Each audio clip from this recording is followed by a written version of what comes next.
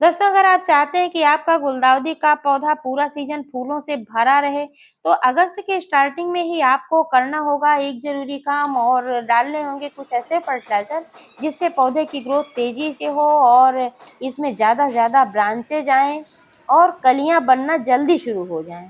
तो दोस्तों ये कौन-सा ज़रूरी काम करना और कौन से फर्टिलाइज़र देने हैं, संपूर्ण जानकारी मिलने वाली इस वीडियो में, तो प्लीज़ वीडियो पर अंत तक बने रहें, बिना स्किप किए पूरा देखें। जानकारी अगर पसंद आए तो लाइक करें, शेयर करें। चैनल को अभी तक सब्सक्राइब नहीं किया है तो प्लीज़ चैनल को भी सब्सक्राइब करके बेल आइकन को प्रेस कर दें ताकि सारे अपडेट्स आपको मिलते रहें। नमस्कार दोस्तों, स्वागत है मेरे YouTube channel gardening with Poonam में। दोस्तों गुलदाउदी एक बहुत ही खूबसूरत फूलों वाला पौधा है और इसके फूल जब खिलते हैं तो काफ़ी टिकाऊ होते हैं, यानी कि जब एक बार खिलते हैं तो काफ़ी समय तक, लंबे समय तक ये खिले रहते हैं, जल्दी मुरझाते नहीं हैं। इसकी कई वैराइटीज़ आती हैं और ये इसके खिलने का समय भी अलग-अलग है। तो कुछ पौधे ऐसे होते हैं जो सितंबर के लास्ट से इसमें कलियाँ बनना स्टार्ट हो जाती हैं। तो दोस्तों फ्लावरिंग के लिए इसको अभी से तैयार करना होगा। इसके लिए क्या करना होगा कि अभी आप जो देख पा रहे हैं कि मेरे ये जो पौधे हैं, ये काफ़ी लंबे हो गए हैं और इसमें जो ब्रांचेज़ हैं काफ़ी लंबी-लंबी हो गई हैं। तो अभी आगे जब इसमें फ्लावरिंग होगी फिर इसकी कटाई-छँटाई हम नहीं कर पाएँगे, तो इसलिए अभी इसकी कटाई-छँटाई करना बहुत ज़रूरी है। जो मैं कह रही थी कि एक ज़रूरी काम करना है कि स्टार्टिंग में ही, तो यही ज़रूरी काम करना है कि सबसे पहले इसकी छँटाई-कटाई करना है। और आप देख पा रहे हैं कि इसमें जो नीचे, क्योंकि ये बहुत घना हो गया है, तो इसमें ऊपर से बहुत सारी पत्तियाँ और नीचे जो पुरानी पत्तियाँ हैं ये सूख गई हैं। तो एक बार इसकी अगर अभी हार्ड प्रूनिंग कर दी जाएगी तो इसमें नई-नई बहुत सारी ब्रांचेज़ निकल कर के आएँगी। क्योंकि दोस्तों जो ये पुरानी ब्रांचेज़ होती हैं इनमें कलियाँ कम बनती हैं और जब हम कटाई-छँटाई कर देते हैं तो इसमें शाखाएँ ज़्यादा निकलती हैं और नई-नई शाखाओं पर कलियाँ ज़्यादा मात्रा में बनती हैं। इसलिए हमें ज़्यादा फूल प्राप्त होते हैं। और अभी एक बार जब इसकी छँटाई-कटाई मैं कर दूँगी, तो इसकी जो मिट्टी है, इसमें भी धूप वगैरह आसानी से लग पाएगी। अभी इसमें इतनी ज़्यादा ब्रांचेज़ हैं, इतनी पत्तियाँ हैं कि इसकी मिट्टी तक धूप पहुँच नहीं पा रही है ठीक से, तो एक बार इसमें धूप लगना बहुत आवश्यक है क्योंकि फंगस वगैरह लगने का डर होता है बरसात में। जब धूप लग जाती है, तो फंगस वगैरह नहीं लगते हैं और छँटाई-कटाई करने से जो पौधे होते हैं हमारे, रिन्यू हो जाते हैं, फिर से एकदम नए हो जाते हैं। गुलदाउदी की कटिंग भी बहुत ही ईज़िली लग जाती है, इसको लगाने में कोई डिफ़िकल्टी नहीं होती है। इसकी कटिंग जो ये छँटाई-कटाई करके निकलती है तो मैं ऐसे ही लगा देती हूँ कहीं भी, तो बहुत ही आसानी से लग जाती है। आप चाहें तो इसकी कटिंग भी लगा सकते हैं, छोटी-छोटी कटिंग जो होती है जैसे 2-3 इंच की कटिंग भी आप अगर इसकी ग्रो करते हैं तो बहुत ही आसानी से ये ग्रो हो जाती है। कटिंग लगाने के लिए क्या करना है कि नीचे की कुछ पत्तियाँ जो है रिमूव कर देनी है, उसके बाद 3 इंच की गहराई में मिट्टी में इसको लगा देना है। मिट्टी में नमी बना कर रखना है, बहुत ज़्यादा गीला नहीं करना है, नहीं तो कटिंग सड़ जाती है। बहुत ज़्यादा ड्राई नहीं रखना है, नहीं तो कटिंग मुरझा जाती है। जब तक जड़ें नहीं निकलती हैं तब तक इसको सेमी शैडो में रखना है। पौधे की प्रूनिंग करते समय जिस प्रूनर का आप इस्तेमाल कर रहे हैं, इसको सैनिटाइज़ करना ना भूलें, क्योंकि अगर आप बिना सैनिटाइज़ किए ही किसी प्रूनर का इस्तेमाल करते हैं, तो हो सकता है कि आपके पौधे में संक्रमण हो जाए। तो इस तरीके से आप सैनिटाइज़र लेकर के और एक कॉटन में या इस तरीके से रुई में लगाकर अपने प्रूनर को सैनिटाइज़ करें, इसके बाद ही कटाई-छँटाई करें। तो दोस्तों इस तरीके से इसकी कटाई-छँटाई कर देना है और इसमें जो सूखी पत्तियाँ हैं, पहले की जो पुरानी पत्तियाँ हैं सूख गई हैं, इनको भी रिमूव कर देना है।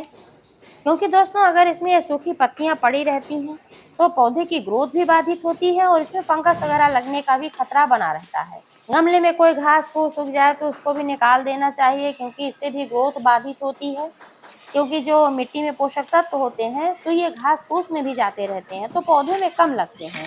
इसलिए इसमें घास-फूस नहीं रहने देना चाहिए। आप देख पा रहे हैं कि यहाँ पर ये कि सदाबहार का पौधा उग गया है और इसमें फूल भी खिलने लगे हैं, क्योंकि काफ़ी दिनों से मैंने इन पौधों पर कोई काम नहीं किया है और जब मैंने इसको लगाया था तभी इसमें फर्टिलाइज़र दिया था, उसके बाद से मैंने इसमें कोई फर्टिलाइज़र भी नहीं दिया है। लेकिन दोस्तों अब इसमें फर्टिलाइज़र देना है क्योंकि खिलने का समय आ रहा है और जब मैंने लगाया था उसी समय इसमें मैंने गोबर की सड़ी हुई खाद मिलाया था, क्योंकि इसकी पॉटिंग मिक्स जो होती है वो भुरभुरी जल निकासी वाली होनी चाहिए। तो इसके लिए लेना है 50% गार्डन सॉइल और इसमें मिलाना है 20% रेत और 30% गोबर की सड़ी हुई खाद। ऐसे ये पॉटिंग मिक्स बना करके मैंने इन पौधों को ग्रो किया था और आप देख पा रहे हैं कितना ठीक तरीके से ये पौधे चल रहे हैं। समय समय पर मिट्टी की गुड़ाई भी करते रहना चाहिए, इससे मिट्टी जो होती है वो पोरस बनी रहती है और जड़ों तक धूप वगैरह भी पहुंच पाती है, ऑक्सीजन पहुंच पाता है, इससे हमारे पौधे स्वस्थ रहते हैं।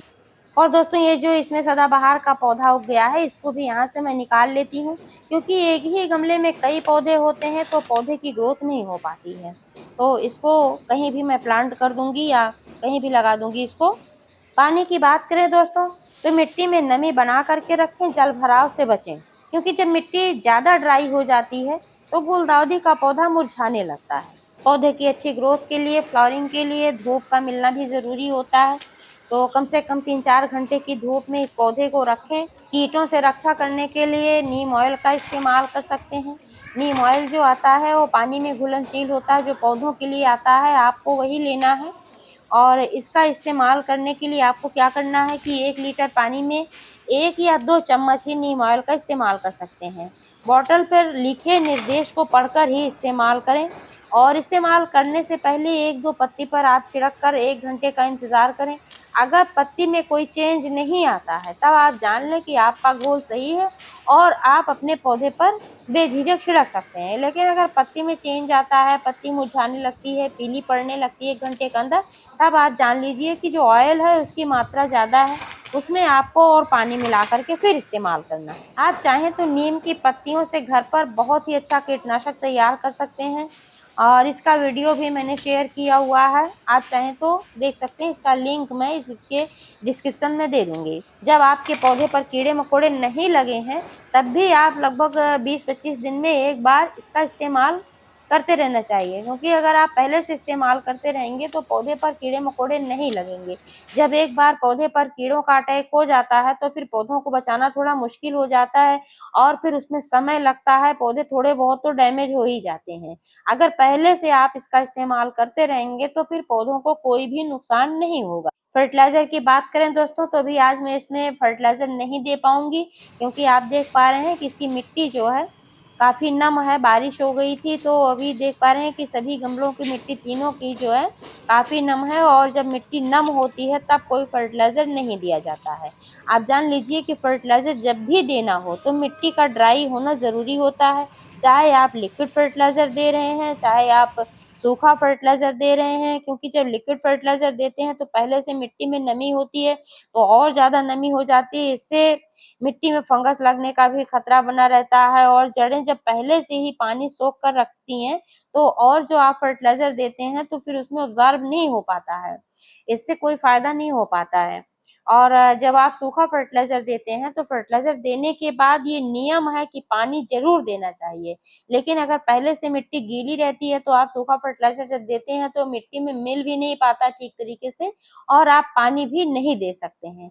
तो इसलिए मैं 1-2 दिन का इंतज़ार करूँगी। अभी छटाई-कटाई मैंने कर दिया है और इसमें फिर मैं फर्टिलाइज़र दूँगी, फिर मैं इसका भी वीडियो शेयर करूँगी कि कौन-सा फर्टिलाइज़र मैंने कितनी मात्रा में दिया है। तो दोस्तों इस तरीके से आप अपने गुलदाउदी की पौधे की देखभाल करें। अभी अगस्त के स्टार्टिंग में ही आप कटाई-छटाई कर लें। जानकारी कैसी लगी कमेंट करके अवश्य बताइएगा। पूरा वीडियो देखने के लिए बहुत-बहुत धन्यवाद।